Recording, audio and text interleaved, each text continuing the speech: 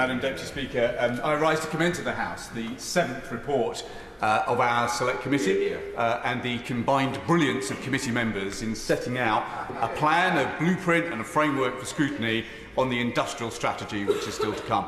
And Madam Deputy Speaker, our report starts with a note of optimism, because the truth is that we now stand on the cusp of a once-in-a-century transformation in our economy, in which Britain stands to gain enormously. Indeed, in the next decade alone, the world economy may grow by something like £25 trillion, and those prizes could be seized by Britain in the race in which we are embarked today.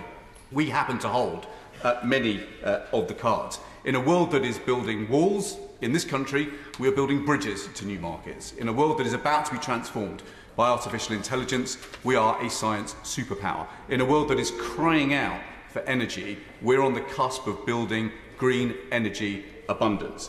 Time and time again, through our long history, these Isles of Wonder have made history by inventing the future. And even now, we have the future potential in our grasp in a way that we have not had for decades. But this report, in a way, is a sobering read, because the conclusions we find is that performance, of course, is very different right now to our potential, and promise is not going to be delivery. And unless we remake the state for a new age, unless we renew the partnership between public ambition and private enterprise, then we are going to squander the riches that could lie within our grasp. And the reality is, we find on our committee that today we are trapped by obstacles of our own making. We have sky-high energy costs that are driving away industry. We have a broken system of procurement that squanders £350 billion every single year, £1 in 6 of our GDP. We have a chronic skills gap that locks out millions from the potential jobs that they could get stuck into, and denies firms the skills that they need to grow. We have blocks on innovation diffusion that hoards breakthroughs with superstar firms. We have a finance system that all too often starves scale-ups of capital. And in truth, we have a Whitehall machine that is over-centralised, risk-averse, and too complex to drive change at the speed the modern economy now demands. And these are not conditions of growth. Of course they're not.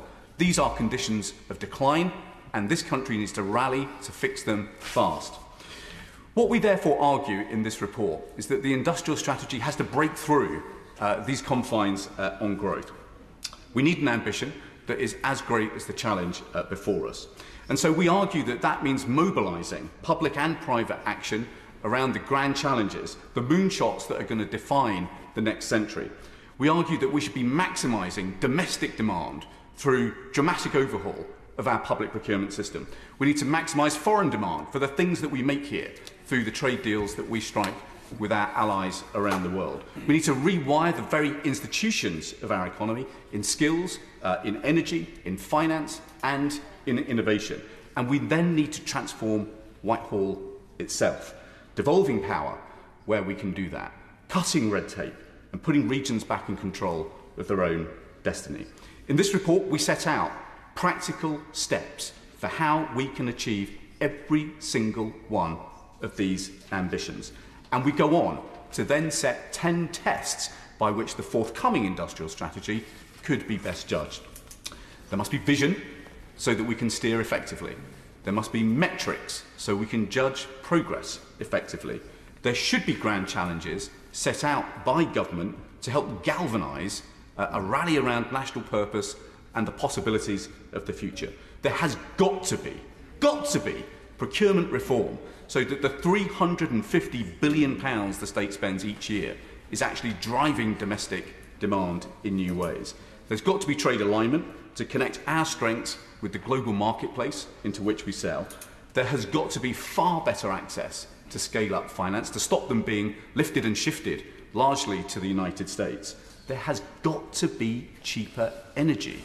We heard overwhelmingly that our energy prices are simply uncompetitive. There must be devolved skills funding where mayoral areas can prove that they are fit for purpose to help manage and organise technical education. There needs to be much wider diffusion of research in order to spread prosperity, and above all, there has got to be leadership from the very top, driven by the Prime Minister himself, and there's got to be new ways in which we cut through the incoherence of regulation that bedevils business today. So we propose bold devolution of power, of money and responsibility, in particular to those mayoral areas where they can prove that they are up to the task. We propose new legislation to put the Industrial Strategy Council on a statutory footing, with the Prime Minister in the chair at least once a quarter. We propose that the Regulatory Innovation Office is expanded, moved to the Cabinet Office, and takes on the role of almost like a clearinghouse to make sure that there is somewhere business can go in order to highlight ridiculous conflicts between rules and regulations that just hold back growth day after day after day. And we propose hardwiring the link between the Industrial Strategy Council and the new Council of Regions and Nations. Now, Madam Deputy Speaker, yesterday we did see some progress on a number of our recommendations. This is nothing if not an influential committee, both with the Treasury and with the Department for Business and Trade. So, for example, on capital access, the British Business Bank is now set to receive almost £3 billion to crowd in tens of billions of pounds more, and the National Wealth Fund will grow to almost £30 billion. But, we have got to simplify access to that finance for businesses that need it. On energy, we heard yesterday confirmed investments in Solihull C, in offshore wind, in small nuclear reactors, but we need lower energy costs in the here and now. On skills, there was £1.2 billion extra by 2028 for 65,000 more learners, but the skills governance reforms that we need were not quite clear enough, and business needs those reforms pronto. On research and development, £22.6 billion a year was promised by 2029, targeted funds for advanced manufacturing, defence innovation, area, and of course the new Edinburgh supercomputer. And these are good beginnings, but without a clear plan to actually spread the best ideas, to diffuse those ideas to every corner of our economy, then we are not going to get the uplift in productivity that this country needs. So, these are without doubt big challenges, but what gave us heart, Madam Deputy Speaker, as we took evidence over the course of this year, is that business, trade unions, consumer groups, they're up for the challenge. They genuinely believe that we can become the world's fastest growing, the fastest growing economy in the G7. And in 32 conclusions and recommendations, we set out very clearly the steps that ministers could and should take in order to unlock the possibilities of the future. The final message, I suppose, Madam Deputy Speaker, is that we should draw a lesson from our history. Over the course of the last century, since the days of Joseph Chamberlain, every 20 to 30 years there have been geopolitical shocks which have forced us to think anew about the kind of sovereign capabilities that we need in our country. And in turn, that always leads to conclusions about how we remake the state for new times. We are at exactly such a moment in our history today.